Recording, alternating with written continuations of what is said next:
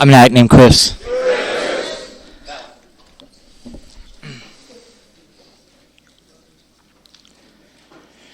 I'm nervous this morning because I know how much this means to the speaker.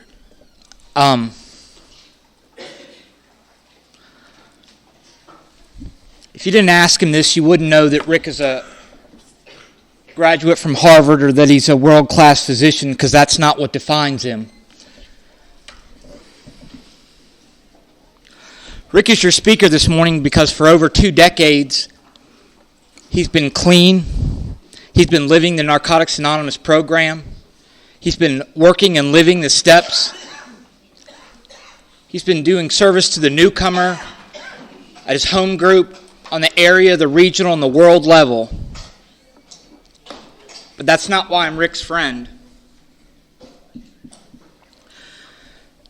Before I got here, I didn't have any friends because every time somebody would hurt me, I thought that meant that that was the end of the friendship. And a lot of people walked away from me because I hurt them. In the last 8 years, the person I've spent the most time with in my recovery has been Rick S. He taught me that no matter what I do wrong, no matter how many times I relapse, no matter how many times I hurt him and I fail, he still loves me and still wants to be my friend. And that's how I feel about the speaker this morning. He's our Dr. Rick. He's worked very hard and lived the program so that he can come up here and share his story with you. You need only have one meaningful conversation with him to realize that he practices rigorous honesty regardless of the consequences. He's the reason why retreads like me get to come back and live.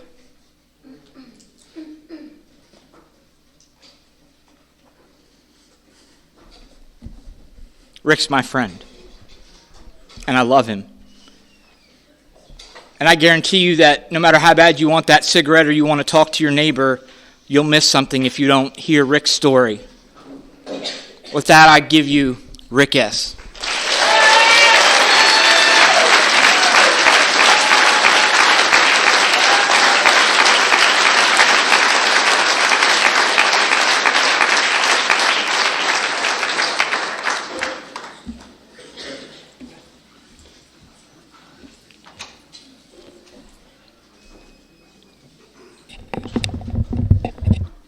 I came up here this morning to see where the microphone was compared to my mouth.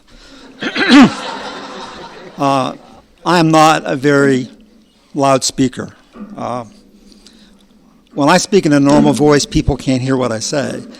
So whenever I want to communicate, I say it in this voice, and then it sounds horrible to me, but they can hear me. So I'll do my best this morning.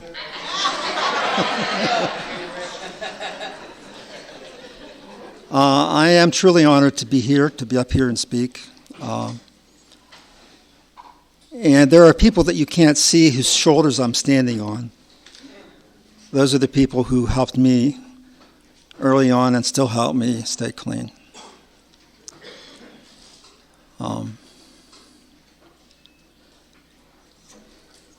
prayer was this morning to ask God to help me speak what he needs for people to hear so that the ones who need to hear it will hear it.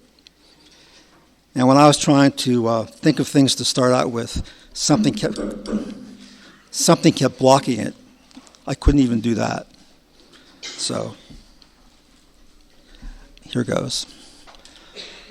You're going to hear mostly my experience. I'm going to try not to give you opinions.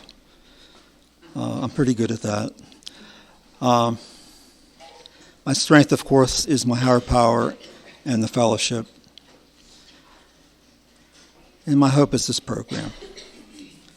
A couple of years ago, I worked in a job that I hated. I liked the people I worked with, but I hated the job. And I lost hope that it was ever going to get better. And I decided that night I was going to go out and get trashed. This was probably like 3 years ago. And I had the bar picked out. I went by it every night on my way home. But I knew what to do. I called one of my sponsees. And we talked for an hour on the phone. And after we were done, I didn't feel the need to do that anymore.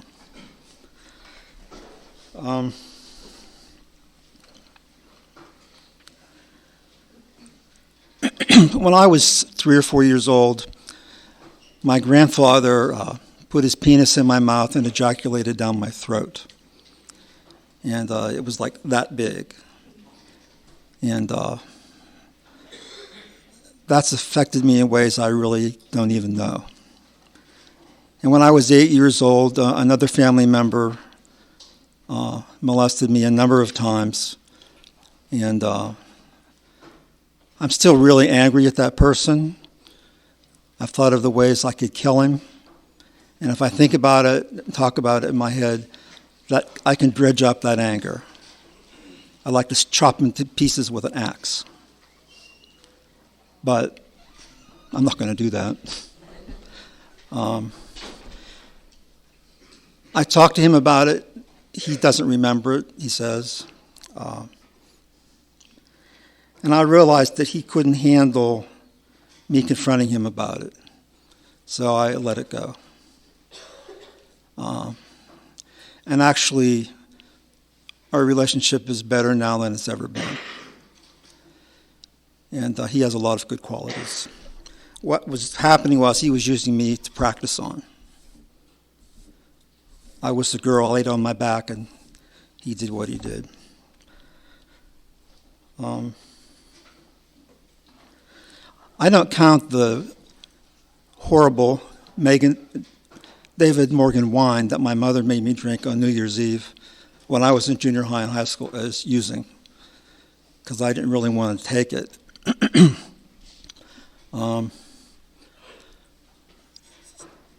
My family gets angry at me when I tell them that I think she was an alcoholic, but my father told me that when I went away to college, he had to take the whiskey bottle away from her more than once. And my uncle told me that when I was very small, I had to be taken down to my grandmother's because my mother was drunk and somebody else had to watch me.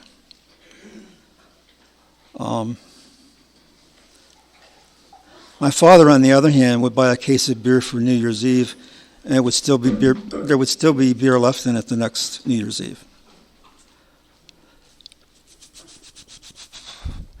I used to ride back and forth to school with my mother. She was a teacher in the school I attended. And from time to time, we would stop at my grandfather's house. We stopped every day, but from time to time, we would stop there, and she would take a bottle of whiskey away from him and pour it down the sink. And she acted like she was used to doing that. So I made my mind up. I was never, ever going to drink. And I didn't until I got to college. And I was just too curious to find out what it was like to be drunk. And I went downtown. I was only, 18 or 19. Got someone to buy it for me at the liquor store, a pint of vodka, got some orange juice, mixed it up, and drank it until I passed out. I didn't know at the time that it was a blackout. And my roommate told me afterwards that I told him all the family secrets, but he never would tell me what I told him. And the last time I got loaded like that, I had a blackout. And that was the last time I could trick myself into believing that I wasn't an addict. Up until then, I thought, well, maybe, maybe not.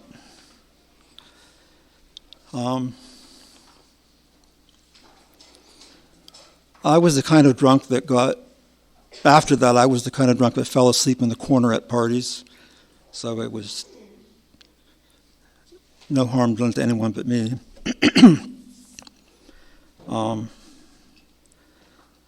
When I was a senior in college, like when I was a freshman or sophomore, marijuana entered my college. It had not been there before.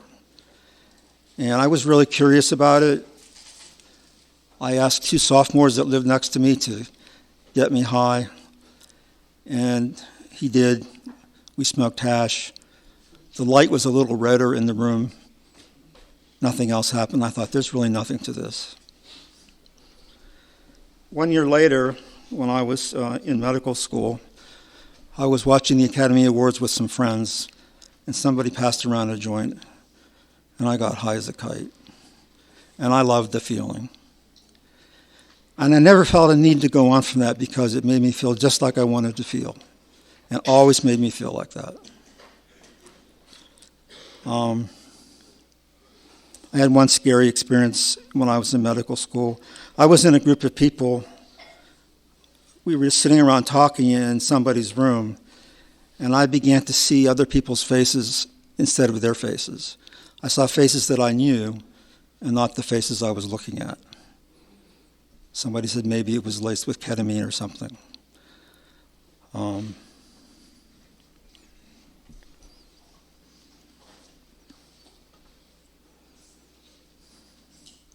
The last time I smoked pot was January 1st, 1983. So I guess it's been about 26 years since I did that. And I started out in another fellowship. There were only 2 NA meetings in my town at that time, and I thought those people were a little weird. And there were plenty of the other fellowships meetings, and I knew them because I worked on a detox unit for a long time, and they had their meetings there, and I knew them. And there was a nun that started to work there who had been through rehab 5 times. It wasn't really clear that she would ever get sober, but she did, and she taught me a lot about how to take care of people that had that problem. And nothing she taught me was ever wrong. I began to wonder after a while if I had a problem, because I was a lot like the patients I was taking care of, but I was not a lot like the patients I had upstairs on the other floors. And one day I was sitting in the hospital snack bar having a Coca-Cola, and this man came up to me and sat down, and we talked for a while, and he didn't suddenly say it. He said, "You need to go to a meeting. Why don't you go to a meeting?" And I didn't want to go to a meeting because they were all smoking meetings, and I hate smoke. When I was in rehab, the job they gave me was to go around and clean up ashtrays in the lounge. But actually, it was a good way to meet people, and that's why they did it, because I was very shy. I was very backward. When I met somebody I didn't know, I usually didn't say anything. I would look at them. But because I've been to so many meetings, 3,000 or 4,000 now, I go up to people and I say, "Hi, my name's Rick." And sometimes they want to talk and sometimes they don't, but I started. And that helped to break me some of that.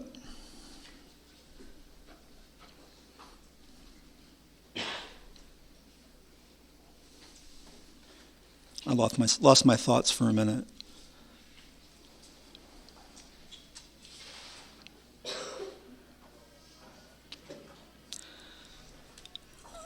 When I got married, I bought 2 ounces at my wedding. One of my best men brought it for me. I hid it in the attic where my wife and I lived, and she never found it.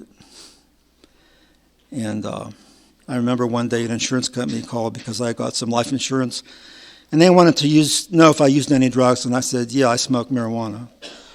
And I thought later, what an idiot you are. And then I had to give them urine samples, but in the end, they approved it.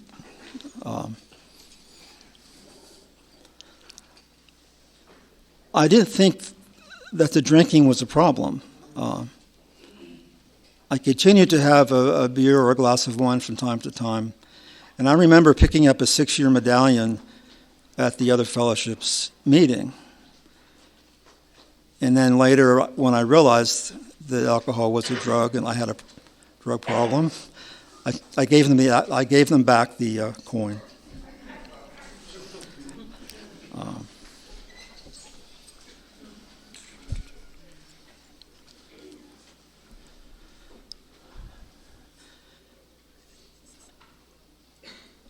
I tried to get my wife high, but she got it like right here, and then she wouldn't do it.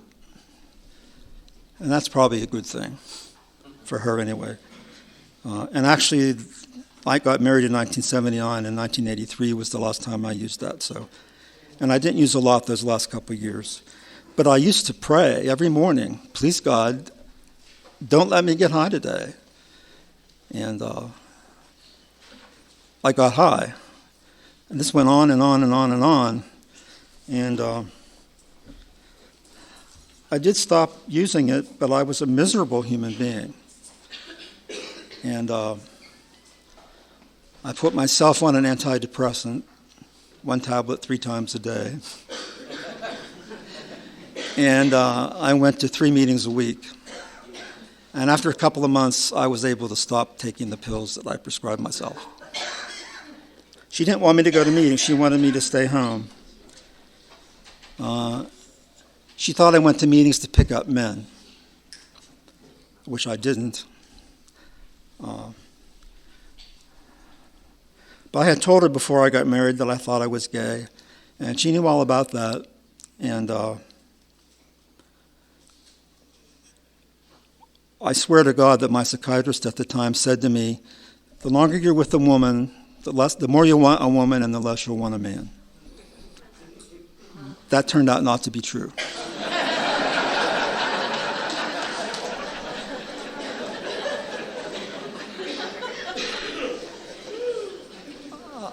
I had heterosexual fantasies for the first 4 months of our marriage, and then I went back to homosexual fantasies. And we stopped having sex after a while. She pushed me off of her one night and said, "You're disgusting." And we never had any sex again.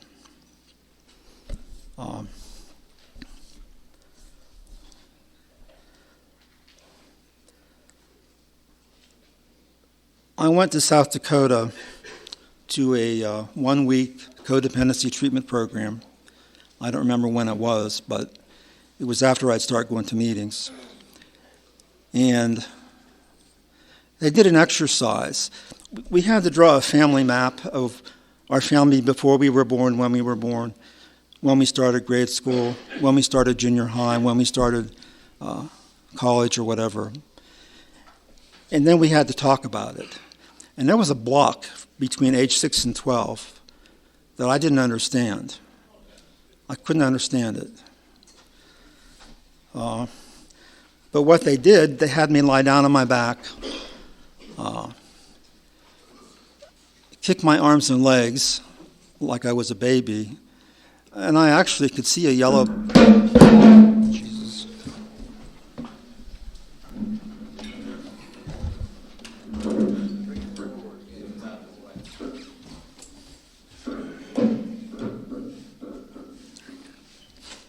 Really, I'm not doing that on purpose. But later, there was a dentist in the group, and they asked him to be me, and they had me step back and look at him and tell him what I thought he was feeling, or how I was feeling. And I remember that he looked very sad, and I remember that he wanted to hide, and I hated him. And that was me. Scared, sad, and full of self-hatred. And that was like opening Pandora's box. When I got back to work, I couldn't control my feelings at all. I would get so aroused by some of the patients that I had to leave the room. By that time, there was an RN working with me who had been he was in recovery from a narcotic addiction. And he said, "I think you need to go to rehab, and if you don't go, I'm going to go to the administration and tell them to make you go." So I did. I got there at lunchtime that day, and they put me right into a group, because the group was starting right at 1 o'clock. And they asked me why I was in the hospital. And I said, well, I'm gay and I'm having a lot of trouble accepting that. And that was a big mistake, I learned later. My roommate was a truck driver, and he avoided me the rest of the day. And there was also a young guy there. And in the evening, one of the mental health workers got the three of us in a room. She said, "We have to sit down and talk about this." And I said, "What?" And we sat down. The truck driver was right across from me, and the young guy was to his right. And he stood up, he pushed the table, and he said, "I hate you and all your kind." And I actually looked behind me to see if there was somebody else back there.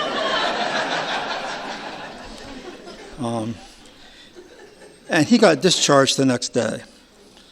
And when he would come back to visit, he would glare at me. But the other guy, by the time I was ready to leave, he nominated me to be ward president. And I'm from central Pennsylvania originally, and there was a guy that came in from Phillipsburg, and he thought that gay men were the men that hung out in the streets and robbed people and did things like that. And after a while, he told me, because of me, he had an entirely different view of what a gay man was.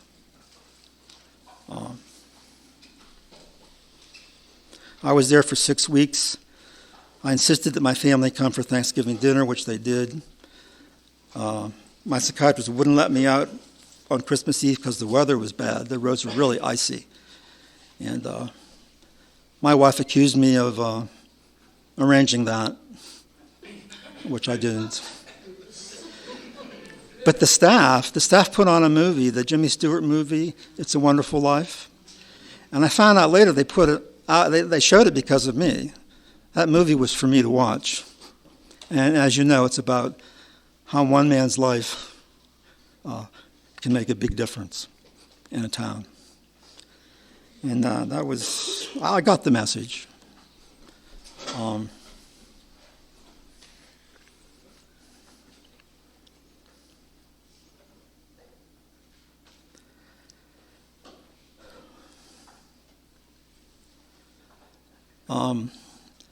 Eventually, my wife decided that she was going to divorce me. I was unhappy all the time, depressed all the time. She thought she could make me better, and she couldn't. And I didn't know how to make me better. I found a book in a bookstore that said Addiction to Misery. And I was glancing through it and almost bought it until I looked at the last chapter, and it said, the cure for it is the 12 steps. So I didn't need to buy that book.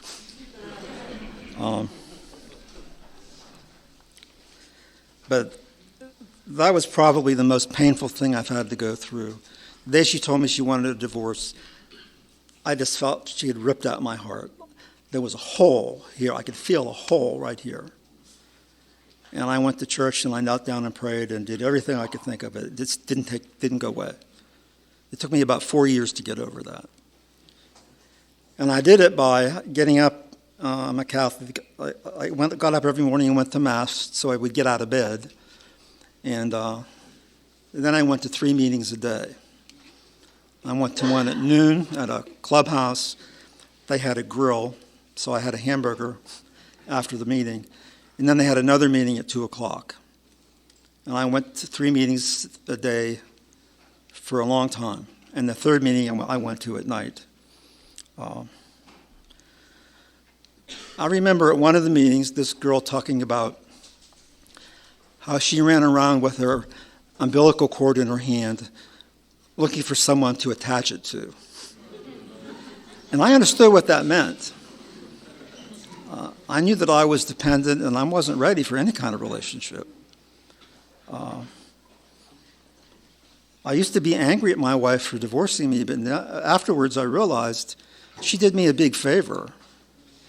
If she hadn't left me, I would have never grown up. Never. And I did talk to somebody. They brought a gay man to talk with me. I don't know where I was then. I guess I was in rehab in Pittsburgh. I went. That was one of the I went to 2 rehabs and a mental health admission. I've been institutionalized a total of 8 times. Never been to jail, but I have been institutionalized. And he told me that he didn't start dating for about 7 or 8 years after he left rehab. And I decided I wasn't going to date anybody until I felt ready. And it took me 7 years until I felt I was healthy enough to be in a relationship. And I didn't have anybody to date for a long while, but I felt I was ready.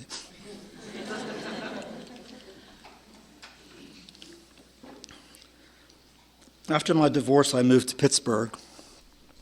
I needed to find out who I was as a gay man and how I fit in. And I went to a gay AA meeting for 2 or 3 of them a week for a long time. And I asked guys, when did you first realize you were gay? And most of them said when they were like 13 or 14. Some of them said that when they were 5 or 6 years old, they had a special feeling for other men or for other boys. And I learned that I could fit in there, that I was okay there. I moved to Philadelphia to go into a halfway house. I was 10 months clean when I went in there. And I realized later I was looking for a home, and that's why I went there. Because somebody I met while I was going to meetings in Philadelphia was the chef at that halfway house, and I spent a weekend talking with him, and he later became my sponsor, one of my sponsors. But on Sunday morning that weekend,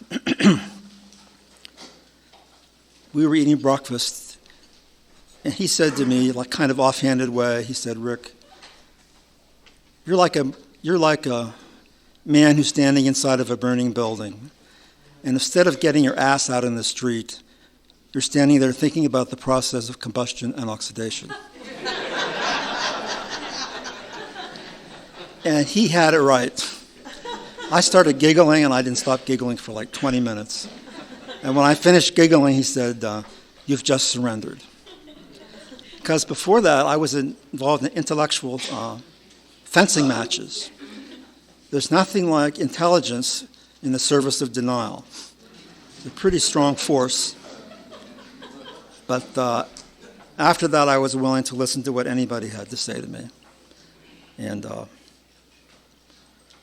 that began like my real journey.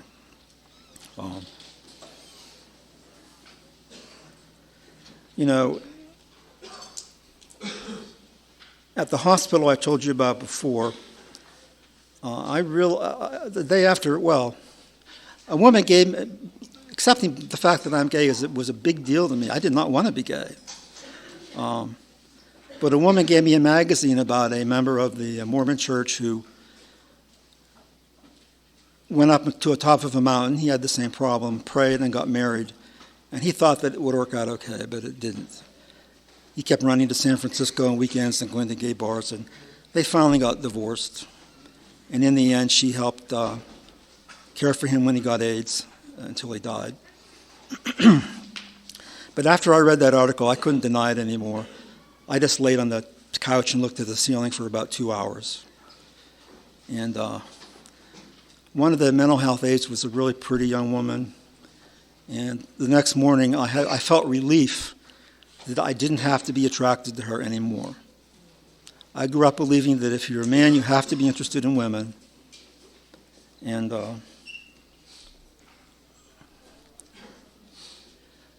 in actuality, I'm afraid of women.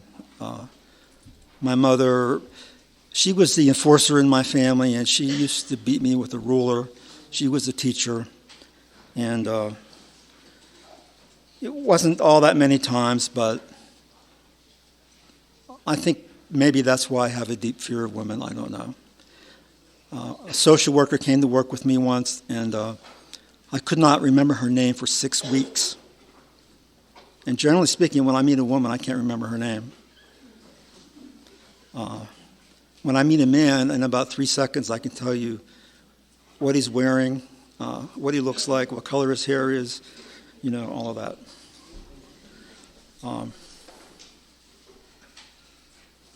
So So I got into recovery and at the same time was getting treatment. And between treatments, I was going to meetings. My first sponsor was a professional planner for Bethlehem Steel. And he told me, people were saying, oh, it's okay to have a plan, but you have to not have any expectations how it's going to turn out. And he said to me, a plan is not a plan unless you plan the outcome. You just have to be able to accept a different outcome than the one you planned. And I've always been grateful to hear that. My second sponsor was a traveling salesman, and I asked him to be my sponsor only because he gave me a ride to Gateway outside of Pittsburgh. I wasn't allowed to drive myself, and he drove me. And they kicked me out of there. The real reason was that my sexual problems were so upfront that I was really not appropriate for there. But that's not how it happened that night. I had a roommate, and we were allowed to get up during the middle of the night and go to there was a bathtub a couple floors down that we could lie in and soak in the water. And I did that a couple of times. I needed to do that to relax. And there were two guys that circulated the story that I was getting up in the middle of the night and going into other men's rooms. And my roommate said, yeah, he does get up in the middle of the night and leave the room. And they believed that. And they kicked me out. And I had made a friend there, and I asked him to let me know when he could what really happened. And he told me that there were two guys that started the rumor. And we're going to get that faggot out of here, is what they said. And they were released not too long after I was.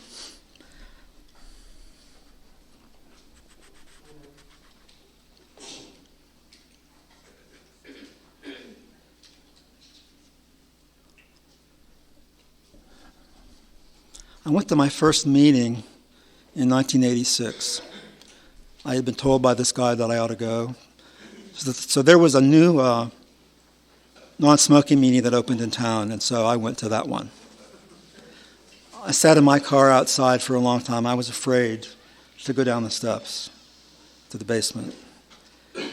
But finally I did. I went down to the bottom of the steps, into the restroom, and then back up the steps and back out to my car.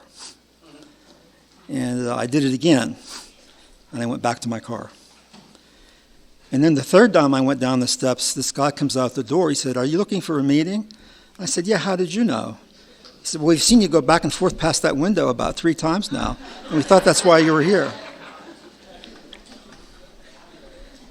And I knew those guys because a lot of them went to meetings on the floor where I worked.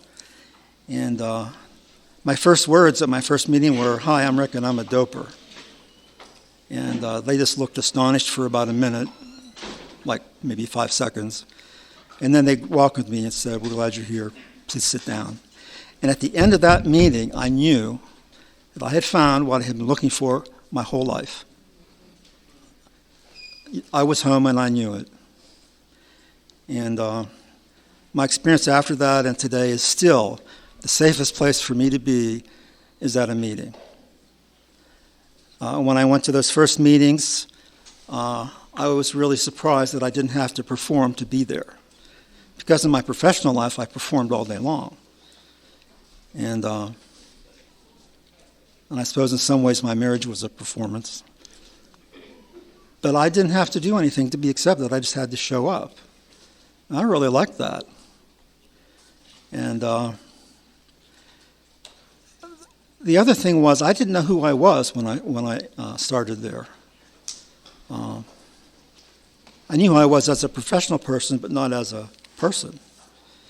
And I actually tried different personalities. And none of them worked because they weren't real. And then I realized who I am comes out of my heart. And I started letting those feelings out. And people responded to that because it was real. And that's what I've done ever since.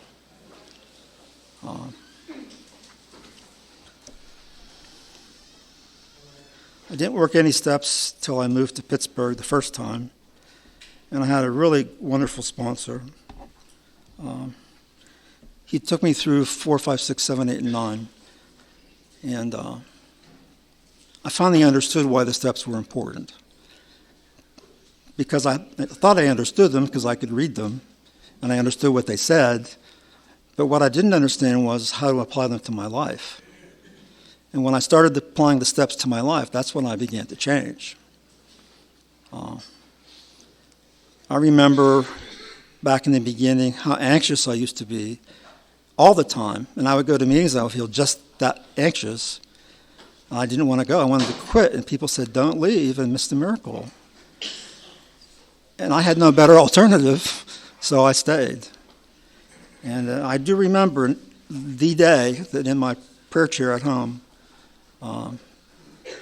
I finally felt inner peace for the first time in my life. And to me, that's the miracle.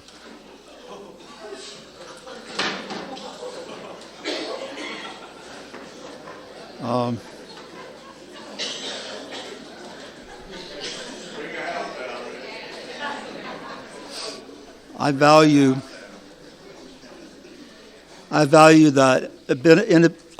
that ability to get peaceful more than anything else. And I got that through recovery. And I had to have outside help. It took me I went to a workshop in Pittsburgh when I lived there the first time. There was a man who had published a book about men who had been molested as children. First book ever published as far as I know. And he came to Pittsburgh and gave a workshop. And there were, I think, 80 men that showed up, and they only had room for 60. And I got in. And there was something about, I had his book, I bought his book, and there was a picture of a boy on the front holding a cat. And there was something very arresting about that picture. And I didn't know what it was at first. And then I realized one day, this boy is innocent. I had lost my innocence at that age. I learned to have sex before I learned to have relationships. And like other sexually abused people, craving sex is a big part of the problems I have to deal with.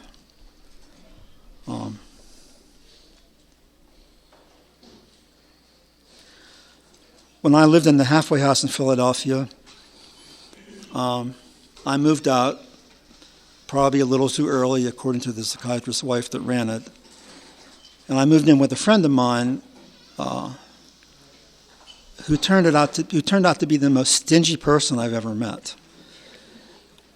He was blind, and when we walked from the living room through the dining room through the kitchen, we could turn on the dining room light to walk through the dining room, but we had to turn it off before we got to the kitchen, or when we got to the kitchen. And we had to use the same dishwater for 3 or 4 days before we could throw it out. And that summer in Philadelphia, it went over 100 degrees 5 times, and there was no air conditioning in my room, but I had a fan. And I blew the fan on myself all night, and I woke up one morning and he had pulled the plug. We're not friends anymore.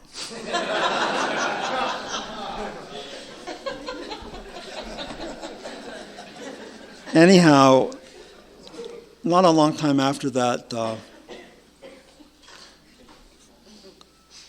I did a public fist step at a meeting in downtown Philadelphia, and it was the only time in my recovery that somebody told me to sit down and shut up. And I said, but I'm not done yet. Sit down and shut up. And I went back to the back. I was really feeling pretty hurt. And this woman there, she was a head of a modeling agency, and she said, honey, do just what I tell my girls to do. Chin up, shoulders back, and don't let anything upset you or whatever it was. And I'll always remember that. But that was just the beginning of a manic episode, and I didn't realize it. I had my first date with a guy that I liked, and he liked me that night. We went to see Hamlet in the movie theater. And I couldn't keep anything straight, so I went out to the telephone booth and called my friend Becky, and I said, Becky, tell me who all the people are in Hamlet so I know. And she did, and she told me later, Rick, I was worried when you made that phone call. And it just went on from there. The people that were in the halfway house, when they came back on Saturday morning, there was a group that we could go to. And that Saturday morning, I got there around 5:30 because I'd been up all night for 2 nights, and I pounded on the door till somebody answered it, and it was the guy, John, who, when he moved in there, they told him, if I went around the halfway house at night, going into other people's rooms, and he believed it, and he put chairs in front of his door to keep it from being opened. But he and I got in my car, and we rode around all the interstates around Philadelphia, and then we came back for the meeting, and I took a shower, and when I held the towel to my face, it smelled like flowers. And I said to myself, this has happened to all the great saints. And later I was downstairs in the dining room, and I put 12 chairs around the tables, and I said, we're going to have a very special meal here in not too long of a time. And I signed a name to everybody that was there. I was the storyteller. Jimmy was the captain of the spaceship we were going to fly on. And finally, the psychiatrist knew what was going on, and he took me to the hospital. And this guy named David came with me. And while we were sitting in the lobby waiting to go back to the room where I was going to be interviewed, I said, David, in just a couple of hours, this lobby is going to be filled with reporters from all over the world. And I believed it. And this female psychiatrist was to interview me, and I wouldn't sign any papers till somebody read them to me because I couldn't read them. So David read the first one, and I signed it. And I wouldn't sign the second one either until somebody read it to me. And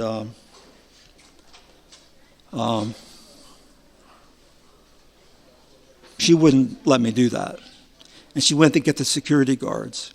And because I had been to so many meetings and gotten to learn how to interact with so many different people, when the security guards came, I had them in stitches before she came back to the room. And I said to her, you're wearing black because you're a sex addict and you're ashamed of it, and something else. And she ran out of the room. And they took me to a psychiatric crisis center. And this is a sad story, but I worked in a detox in the Philadelphia hospital in the inner city in North Philadelphia. And most of my patients were black. And I learned how to not be afraid of black people anymore while I worked there. Because my father was a bigot, and I learned a lot of not so nice attitudes from him. And as they got me to the hospital, I started to walk into the building, and I fell down. And 6 people picked me up, and they were all black. And I think there were some people I had taken care of. And I said, put me down, you black motherfuckers. And they dropped me.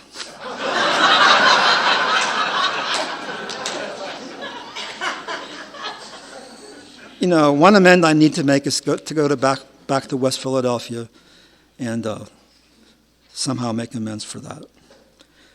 But the next morning, I woke up in this gray room with yellow trim all around the upside, and both of my legs and my arm were strapped down to a table. And this black nurse came in, and I said, "Get out of here, you motherfucker, you black motherfucker." And I'm not bigoted. I was experimenting with the power of the word black. Believe it or not. I mean, I saw this rainbow before I went in. It was white at this end and black at this end, and all different colors in the middle. And I decided I really want white, not black. That was kind of a religious experience. And I was put in the hospital, and all my roommates came to visit me, and I think they came so they could have a good laugh. I've got to start wrapping it up here.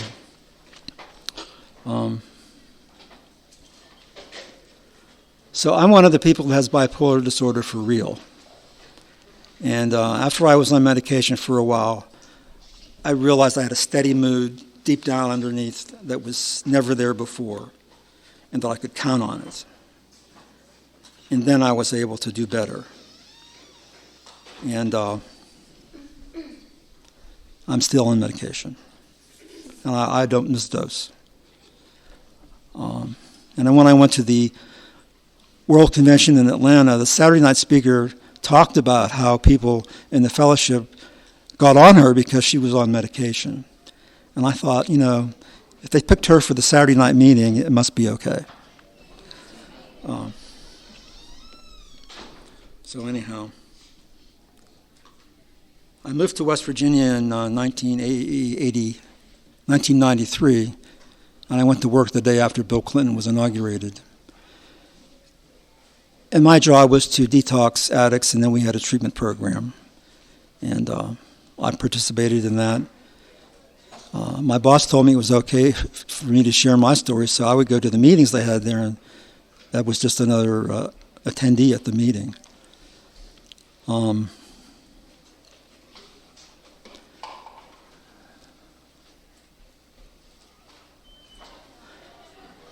Around 1994, I was asked to give an AA lead at the other fellowship at a treatment center.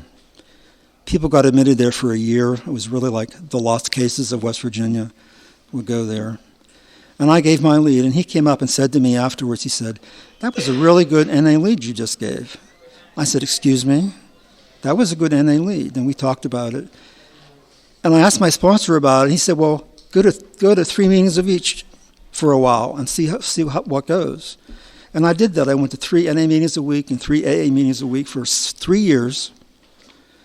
And I met people here at this convention that satisfied me there was enough depth in this fellowship for me. And on the day I had to decide which one to choose, I felt this kick in my ass, literally. I got kicked in my ass, and it was like over the line. So I've been an NA member ever since. And I feel this is the right place for me.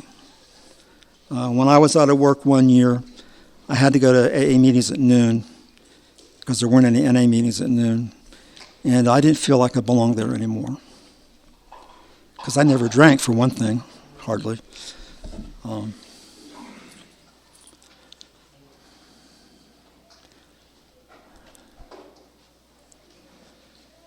I guess I'll finish with what it's like today, what I have now. I've been experiencing very recently that I have the freedom to make any choice I want. I have a problem with compulsive shopping. I went to Walmart one Saturday to get batteries, and I came out with batteries and 12 DVDs. So I can't go in Morgantown, I can't go to Target, I can't go to Giant Eagle, I can't go to Walmart. If I'm feeling bad, and Best Buy, if I'm feeling bad, I can't go there because I'll come out with a bunch of DVDs, which I've charged to my credit card, and that's one reason I'm in trouble with that right now. And I finally realized I was a compulsive shopper. It took a while. But I catch myself when I'm in that, and first question I ask myself is, how are you feeling? And there's usually a feeling, and it's usually tired. Sometimes it's upset, angry, sometimes it's sad. And I stay with the feeling and try to do something about the feeling. Usually it's take a nap. And so that's one thing. I found my first NA sponsor here. He was my sponsor for 10 years. He was from Bucks County. He was a wonderful sponsor for me. He really loved me, and I had no doubt about it. No doubt at all. But then he moved to Florida, and some things happened, and I ended up having to change to another sponsor. And I I changed from that sponsor to another sponsor who's my sponsor now, who's here. And I went without a sponsor for almost a year. And it really made a difference. There was just something missing in my recovery. And when I got back to being sponsored, it got better. And I haven't mentioned service. Chris did. Right now, I'm the RCM for my area. And I've been going to the regional service committee meetings for a long time. And I really had a great privilege of being the RD for 4 years, or RDL for 2 years, RD for 2 years. And that was wonderful, to meet addicts from all around the world. And the first time I was there, Wes was the RD and I was the assistant. And we were sitting waiting for this meeting to start on a Wednesday afternoon that we had off. And I was in a really bad mood because I don't remember. And I said to Wes, if they call on me, they're going to be sorry. And the delegate from Hawaii shared, and then he said, there's someone here that we haven't heard much from this week, and I'd like to hear what he has to say. And he pointed right at me. And I said, Wes, I can't run. So I went up to the front, and I said, I'm in a really bad mood, and I have to be honest about it. And I forget what else I said. But when I got back to the bus, people kept coming up and telling me, well, that's how we felt too, but we couldn't say it. And that was the 20th anniversary year of NA at the time, and I got a 20th anniversary edition and started asking people to sign my book when they came up with that. And I've got my book signed from all over the world, and that book is very precious to me. The Japanese delegate wrote the Serenity Prayer in Japanese on it.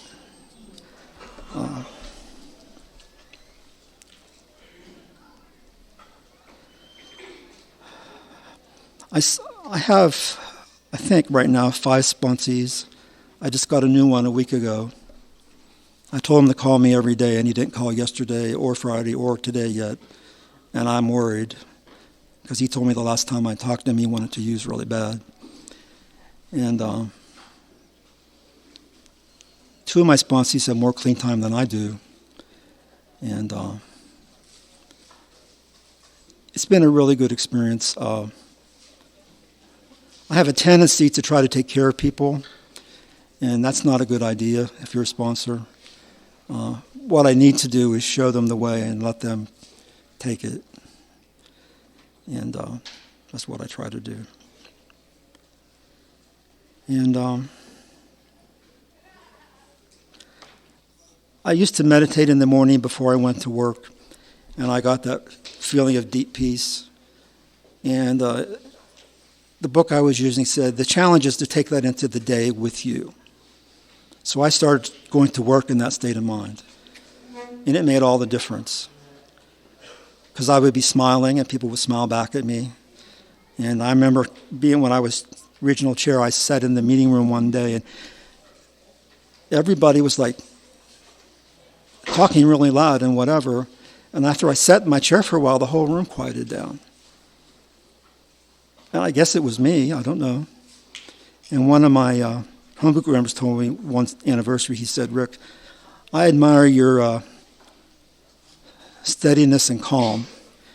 And if you had known me at the beginning, I was anything but steady and calm. So it's been a wonderful journey, and I wish I had more time, but I don't. And thanks for letting me speak today.